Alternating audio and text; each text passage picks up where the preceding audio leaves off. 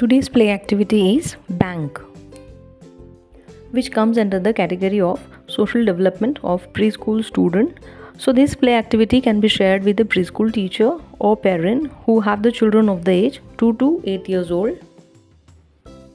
The objective of this play activity is to learn to count and to learn to add.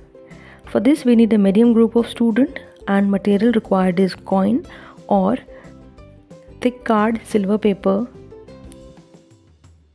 How we have to do this activity? One child is made the banker who keep all the coin in the box.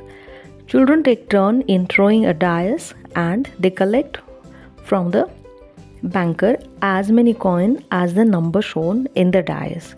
After 4-5 rounds, each child adds up her coins, and the child who has the highest number of coin get a turn to become next banker.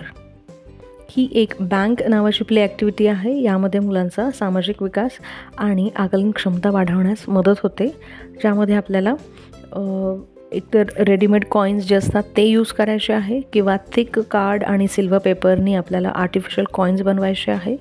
आणि ह्यामध्ये एक आपल्याला डायस लागणार आहे. आणि एक मुलगा या ॲक्टिव्हिटीमध्ये बँकर बनतो, ज्याच्याकडे हे सगळे कॉईन्स ठेवलेले असतात. आणि मग मुलं 1 बाय 1 त्याच्याजवळ येतात आणि तो डायस थ्रो करतात, डायसवर उधळतात आणि त्याच्यावर जो नंबर आलेला असेल तेवढे पैसे तो बँकर या मुलांना देतो. आणि असे आपल्याला 3-4 राऊंड्स घ्यायचे आहे, ज्यामध्ये जेही मुलांना पैसे मिळाले मग ते ॲड करत जातील आणि सांगतील की माझ्याकडे इतके पैसे आहे.